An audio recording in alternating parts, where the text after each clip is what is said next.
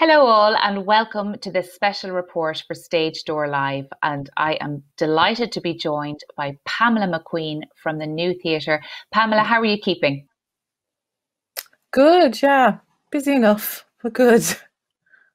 I can see there from your lovely artwork in the back that you've been busy at home with the kids. Yes, absolutely. So the homeschool juggle with a little bit of continuing to work on developing scripts with writers and some mentorship projects and sort of little bit of juggling of reimagining what projects could be in our new COVID reality, you know?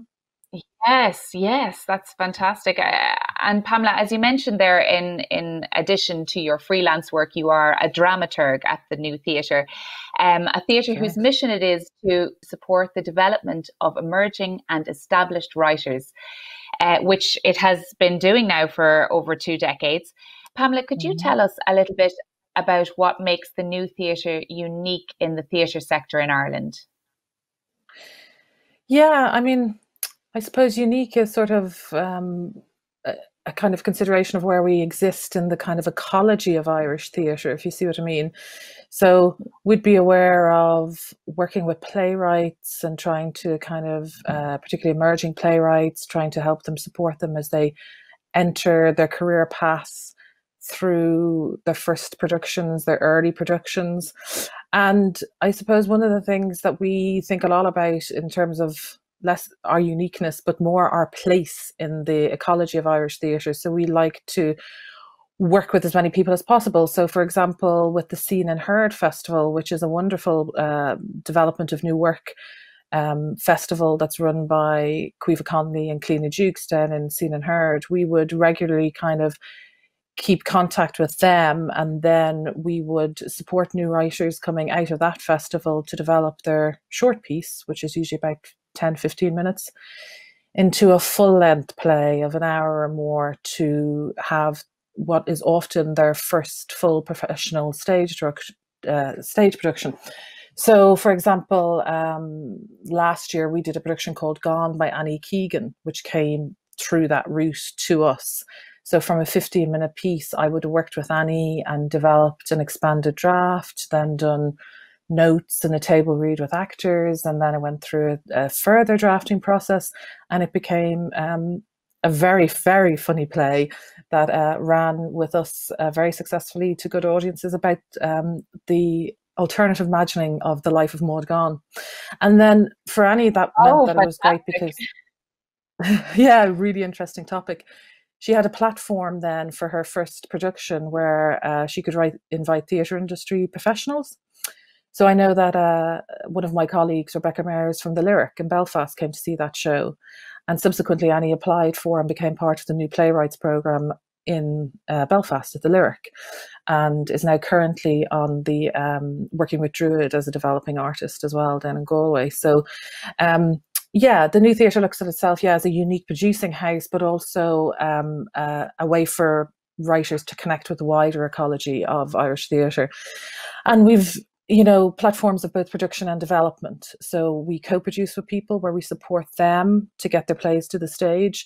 And as well as those emerging writers I spoke about, we also work with writers who would be maybe coming back to the theatre after a period of time. And that was something that we became particularly conscious about, both myself and Anthony Fox, who's the artistic director, in a kind of post-Waking the Feminists environment, where it became clear that some women writers in particular weren't sort of allowed or enabled, shall we say, to continue their careers. So last year we were delighted to have a couple of people back with us after a number of years away from theatre, writing for theatre. Elizabeth Moynihan did a wonderful play for us, Quicksand, and that was co-produced with us. And we also then co-produced another new play from a writer called Tara Maria Lovett. So that is important to us, to support talent that's also coming back as well as emerging in its early days. And yes, it sounds to me, Pamela, that you guys are providing a platform that people would otherwise, find very hard to get their work out there. Because we had Angus Og McAnally speaking to us on Stage Door Live a while ago, and he spoke about how the New Theatre and Smock Alley were like starter venues where, you know, a theatre maker wouldn't have to have the guts of €5,000 in their back pocket to get their work seen. If you guys obviously didn't provide that platform, we would be denied, you know, seeing, or I suppose losing a chance to connect with a diverse group of voices. So do you feel there's a need for more venues like the New Theatre and Smock Alley around the Republic and in Dublin?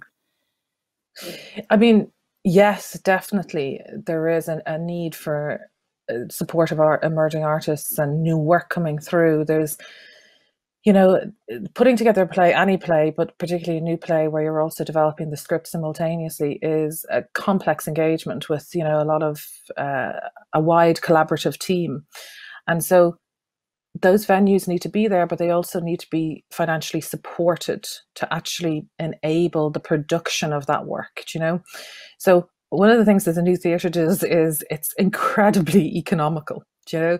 So you can, as you said, I think it was yourself or Angus who mentioned having 5,000 in your back pocket, which is a big ask for anybody. But you come to the New Theatre and we can give you the benefit of the resource of the building. So that might be some free rehearsal space. It's then coming in with the technical support. It's the fact that our box office is there with the Take Your Seats company. And then there's a marketing support there to promote your show, both, you know, within the industry for reviewers and to the wider public and the New Theatre audience. So that scaffolding has to be available. All those elements to bring a show together and to get them to the stage. And as you go on in your career in theatre, you will develop relationships with people, artistic and technical and all sorts, that will enable you, if you need to self-produce, to bring those things together. But very often in the beginning and in the early days, it's hard to navigate that process, you know? So we're there to help with those supports in the immediate sense, and then to give that introduction to professional practice and what's required to making a show at that level, you know? So yes, there is a need for more venues, but also for those venues to have a decent amount of funding to provide that kind of full package for emerging artists and playwrights in general. And also to provide encouragement and nurturing. I've always found the New Theatre to be a very nurturing, safe space when I've gone in to see shows where people can express, you know, other views and, you know, have a bit of fun and take risk. And you guys seem to provide that space, which is very important.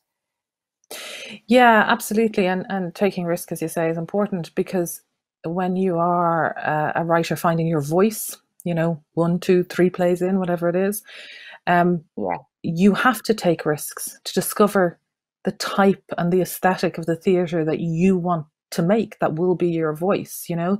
So there's no point in you making something that you think might sell, because that's not going to be a way for you to find your original voice, you know? So, you know, we talk about honouring the intentions of the playwright all the time in the theatre, you know, and supporting that vision and coming through. So yeah, it is essential. And it's a unique space. It's small and it's intimate, and it's, people often say that they find it very accessible to walk in, to look for a meeting with somebody, even attending theatre for maybe some people's first time, you know? Yeah, and you know you're going to be seeing something fresh and a new idea, which is always lovely as well, you know. And I'm sure you guys get a lot of scripts, and it must be a lot of fun to go through them and sift through them.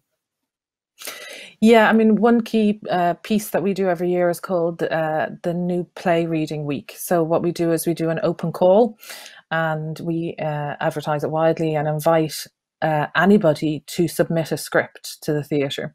And there's very few caveats on it, other than sort of, you know, not having a cast of 25 maybe, you know. And so anybody can submit, and we usually get sort of in the region of a sort of 100 to 120 submissions every year that a whole panel of readers will go through, and those will be anonymous, you know, the scripts will be anonymous. And from those we draw anywhere from 4 to 8 plays and scenes to bring on further in terms of I will work with the writers, do some notes on the text, they'll revise it, and then we'll have actors, professional actors and directors come in and work with the playwright, and after a day or day and a half's work, present it in a reading to an audience and then have feedback from the audience. So it's a way for Which must writers to be develop. I was going to say it must be a marvelous opportunity for a writer to see something that they've written come alive on the stage, maybe for the first time. Yes, and like there's a few different aspects to it. I mean, sometimes it gets a play to the point where it can be produced. So that's a wonderful thing. That's a kind of piece of development work for the writer. In other cases, we discover people in a sense, or we spot some particular ability or talent. The play itself might not be ready. So we've created this thing where you can have a scene read instead. And for those people, it's generally the very first time they've had anything ever read out, even by actors, you know, and it is an extraordinary learning curve for them. So last year we had a playwright, a woman called Ella Skolomonski come into us, and she had a scene read out. Then she went on to be heard. And then she came back to us for the Fight Back Festival and did a 10-minute piece. So that's an example of a really good trajectory for a beginning writer and their voice emerging and developing over a couple of opportunities to hopefully then get a full-length play and hopefully submit it to us again, you know? Yes, of course. I'm sure her confidence was probably building throughout that process and being able to, you know, have that opportunity in the first place. So it's a wonderful platform. So Pamela, obviously we're living in very strange, unprecedented times at the moment. How have you been working with artists to reconfigure or adapt existing projects that were due to go on in the theatre? Yeah, I mean, I've been working on some of the medium to long-term projects in the theatre, and then in my kind of freelance capacity as well. And I mean, the very first thing in some sense was there was an element of shock, wasn't there? And, you know, to sort of hold your nerve almost was the first thing, to keep writing, to keep looking at deadlines, to keep moving towards those deadlines, because we didn't really know what we were dealing with. And now I think we're beginning to understand a little bit more about the time frame. So it's kind of a choice between continuing on the path you're on, or with that particular piece of work, or looking at perhaps writing in response to the events, and then also looking at what medium we're writing for. So some of the digital stuff is wonderful, and it's great to see some rapid response writing, but maybe we need to start thinking about how you write for those digital platforms specifically. And then also, of course, to continue in the traditional mode of stage writing, because there will be a point when we return from this, at whatever stage that is, Yes, and we will need those and plays people will ready be too. yes, people will be eager to get back into the theatre. I'm sure they're all sick of their Netflix box sets and they want to get out and see live performance, you know. So you guys will be ready for that when we eventually get there.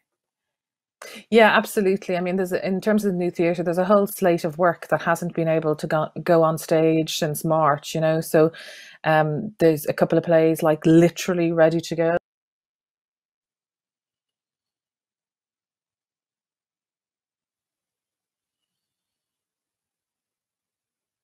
Where normally we'd be 63. So that's difficult to negotiate in terms of, you know, balancing that box office income against the expense of the production, you know. So I think what all theatres may face as we go forward is maybe how much we are able to produce, you know, in terms Yeah, of the amount, you that's know.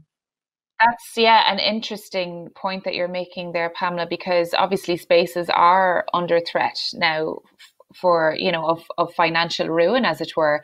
Is there a way that the public can support the new theatre now during this time, and other spaces like it? I mean, in the most immediate sense, you can become a friend of the new theatre. So there's a friendship scheme which starts from something quite low. I think it's 25 or 30 euro, and then it goes up in increments, you know. So that's on the website. It's also on our Facebook page. So you can do that straight away as an immediate action, if you know what I mean. I think there's also maybe just thinking about the future as it emerges, kind of being brave enough to support theatres by going back to them, you know, and then also maybe thinking about in the wider picture that I think ultimately it'll be very necessary to have some special one-off government support for venues as well as for individual artists. And so that is going to be a campaign, as indeed the National Campaign for the Arts is already in action on this topic, and that members of the public can actually, you know, express their urgency about this issue to their own TDs and to their own councillors, whether that's on social media or by emailing them or whatever. And it's important for the politicians to understand that it's not only artists who are concerned about this, but also the public. You know, the public and the audience members don't want to lose those venues. Yeah, that's a very good point, because, you know, obviously we always think in terms of how can we support financially, but there are other ways. There's ways of supporting within the community. Get in touch with the local TD, as you say, and push and try and get support for our venues that are, it's just hugely important for the arts, and the arts need to continue to thrive, and especially venues like the New Theatre, where artists can grow and develop and have a safe space to do so. Absolutely, yeah. And you know, they are vulnerable at the moment. We've seen recently Beauty's Cafe Theatre obviously is under threat with once that building has now shuttered, apparently. So there, for example, is a venue that for a new home straight away before we've gone very deep into this crisis at all.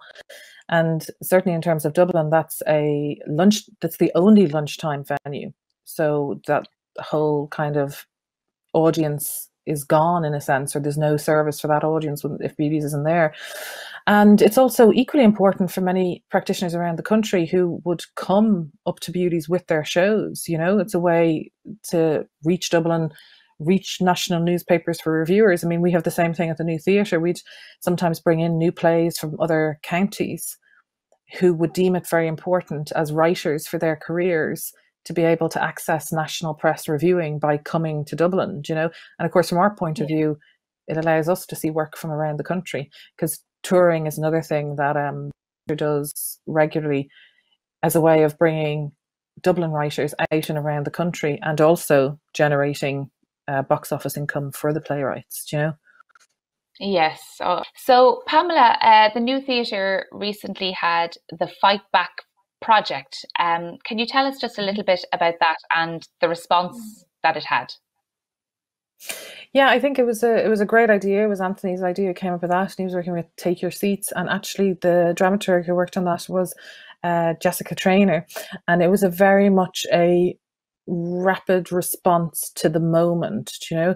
And I think in that sense, it was quite powerful and evocative, because it came right at the beginning when we didn't really know what we were dealing with, and the writers very much spoke to those kind of senses of upheaval and confusion, and the characters, a lot of the characters were very kind of dislocated in their own lives, and it seemed to really chime with people. And there was a very big sort of turnout online every night, and a lovely bit of chat as well. And so I think also in that moment of isolation, it connected people as well, and certainly connected a lot of the artists and kind of community and audience around the New Theatre, which was great. And yeah, it's the split, if you like. There was some donations that came in through it, and 70% went to the artists. So again, as almost all work was cancelled in a very kind of immediate term, as venues closed down, all the live contracts were cancelled. It generated a little bit of income to just kind of keep the wolf for the door, which was also a very kind of pragmatic and result of that, which was great too, you know. So I think people are kind of maybe started looking about more kind of long-term artistic reactions now to it, and so there's a lot of discussion about what type of theatre we can make now in terms of moving forward, and how certain things are suitable for digital platforms. So, for example, we were talking about, myself and Anthony were talking about definitely going ahead with the new play reading week this year, but perhaps looking at the format of it later in the year, so that it might be a very small audience in the theatre, but something that we could open out then by streaming online. And instead of having a live post-show talk, the post-show talk in essence happens in the chat bar at the bottom, you know, so the questions are coming in that way, you know. So just ways you can merge the live and the digital and get the best benefit of both of them. So I think many people in theatre are doing this, looking at having to take each individual project and sort of analyze it for the best way forward that serves the theatrical and performance intention of the project, you know. So some things maybe will migrate quite well, and other things it might be simply a question of kind of saying that'll have to wait till 2021, you know. So it will be a case of trial and error, won't it, really, for everybody to find their feet and how to they're some going. degree. Yeah, which is understandable in these times. But thank you so much for talking to us today, Pamela. It's been really lovely, interesting chat, and I wish you all the best now with your upcoming projects and keeping the faith and keeping theatre alive and going. It's very important work that you're doing. And is it still? Can we still support those pieces that are on takeyourseats.ie, or is it still an Absolutely, option to donate? It's still possible to view them. Yeah, they're all there. And yeah, as I say, either through that platform or by becoming a friend of the New Theatre, which we equally like. We love to have friends. Fantastic. Thank you so much. Have a great day. You too. Bye-bye. Bye.